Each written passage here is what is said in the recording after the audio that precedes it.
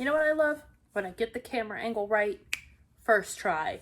Hi, hello, welcome back to my channel. That's not the intro for this.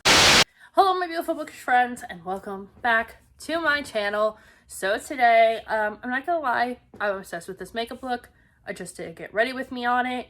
You should go check that out.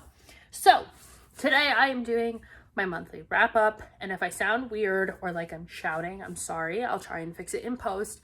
My sinuses are very clogged for some reason, and that has like pinched off my ear canal, or like the tube in my ears that connects to my sinuses. Basically, I can't hear more than like 50% of what I normally hear, so I can't tell if I'm yelling or not.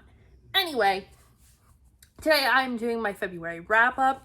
February is the shortest month of the year. However, I did read a pretty good amount of books. They are all here, including 2 that were not on the TBR. I know, shocking. But I did put a little bit of a dent in my yearly TBR, which is these books here. And I also rearranged my bookshelves because Sean got me a box that is made to store comic books. So all of my comics are in there that I've read. So I have more room. So I rearranged everything, and now I have even more room. And now I can put these here, and it's great. It's wonderful. It's so grand. So let's talk about what I read. Most recently, I reread and then started and finished City of Villains and City of Hooks and Scars. Yeah, Hooks and Scars. So this is book 2 to this series. Very short little books. I actually listened to them on Hoopla. These are basically a dark, kind of, think like the show Gotham, but make it Disney villains. It's kind of like that. So we have Mary Elizabeth Hart, who is supposed to be like the Queen of Hearts.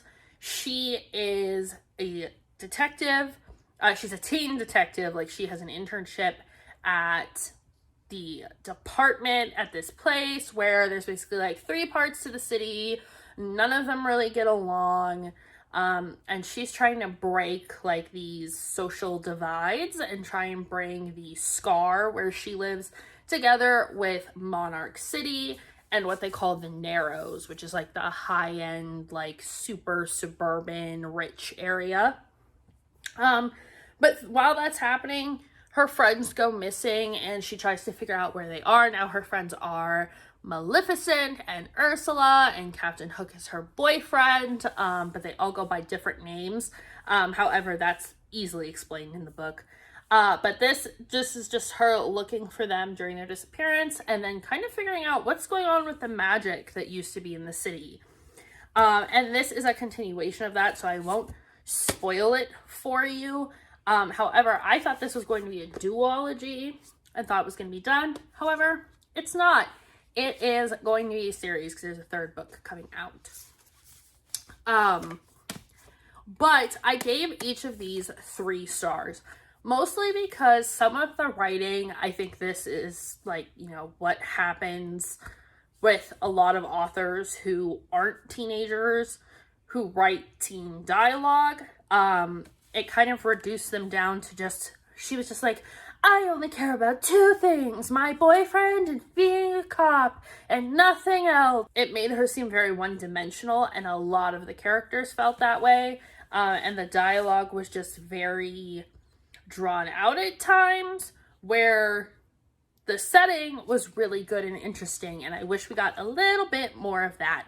So 3 stars for these. I will keep them and continue on to the next book in the series, but I was just a little let down by these, which was the case when I first read this. Also, I should note, I did not borrow any library books this month, which I was pretty proud of myself. Everything that I read, I had here, and most of them were physical. Those were the only 2 I listened to on audio, I'm pretty sure. Oh no, that's a lie.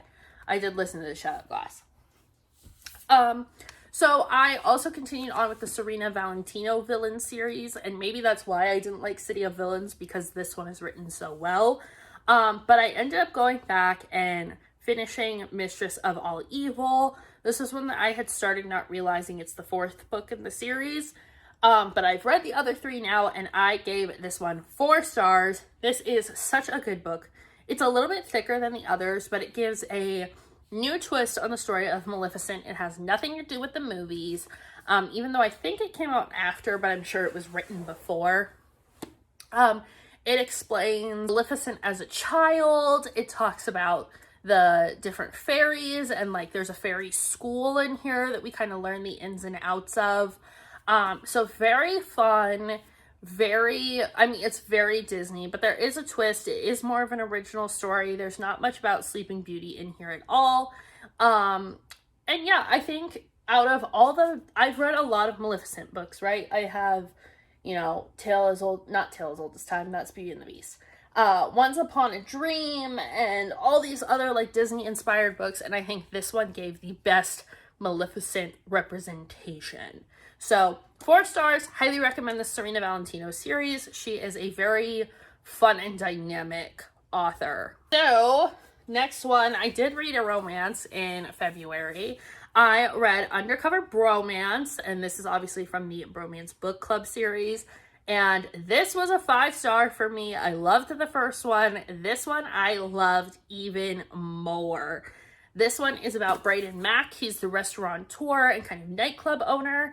And the sister Olivia, who is a chef in the first book and kind of unlikable in the first book, but I really liked her in this one.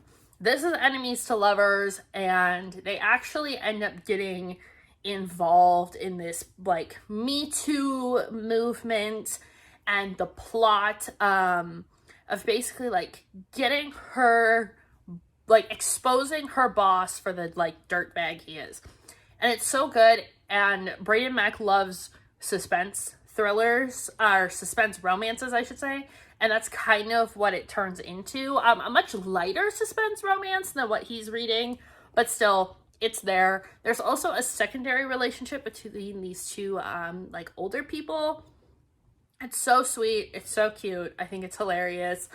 This book made me laugh. It definitely, I don't think it made me emotional at all. The first one made me a little emotional. I don't think this one did. It's very light on spice. I think there's only like 1 or 2 scenes. But it's super good. 5 stars, top 10 book of the year. Already adding one to the list. I think this is the first one that I can say is like a favorite of the year. Then I kept reading my DC graphic novels. I actually finished these 2, so I am out for the time being. I read Zatanna, the Jewel of Gravesend, which was so good. This one, I think, beat the other 2 that I read, the Poison Ivy, and what was the other one? I guess it was just the Poison Ivy one. The Poison Ivy one to me was a little bit half-baked. This one is very well fleshed out. We have Zatanna, who I didn't really know a lot about going into this, but we're on Coney Island, which is a place that I visited quite a bit when I lived in New York, and this was such a fun representation of it. There's magic, there's different conspiracies in here, and a circus, and it was very cool. So I gave this one a 4-star. I really like the art style in this one better. I just think kind of the different conspiracies and how it worked out was really good, especially because I liked Zatanna in the Bombshell series, and this gave me a kind of younger perspective on her, like what she would be like as a teenager. So this is super cute. I liked it. It was a little bit sad at the end, and it also takes on some like big issues. There's like some mafia stuff going on. It's very good. An even heavier toned one. I think this one, I haven't read the Wonder Woman one, but I'm gonna say that this one is the heaviest of them all. This is Catwoman Under the Moon. This one, like from the jump, is very clear what it's going to be. This is about Selena Kyle, but she's not Catwoman yet. She's not this,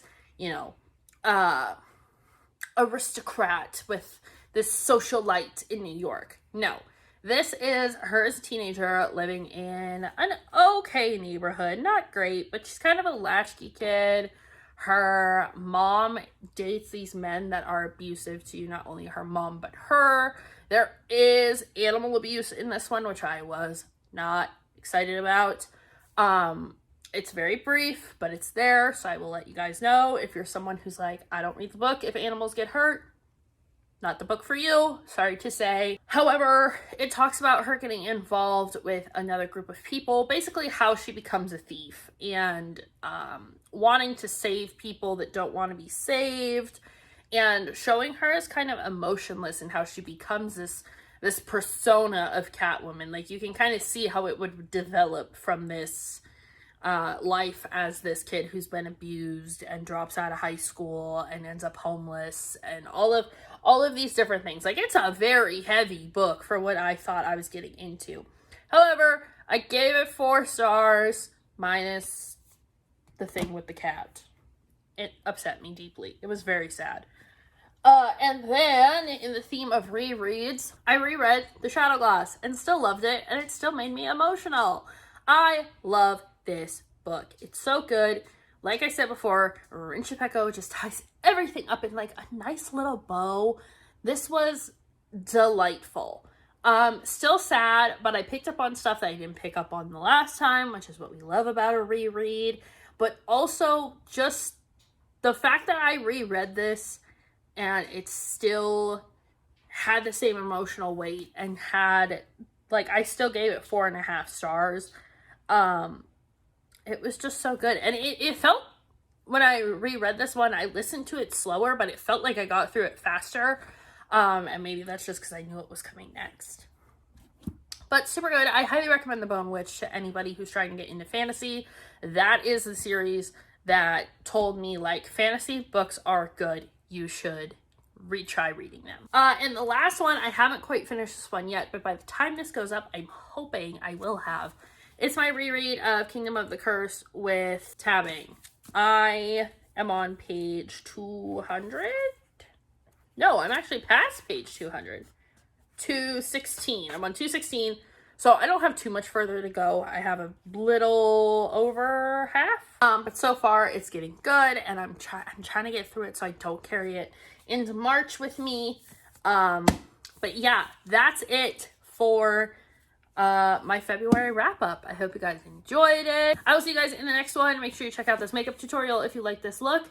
And yeah, I'll see you all soon.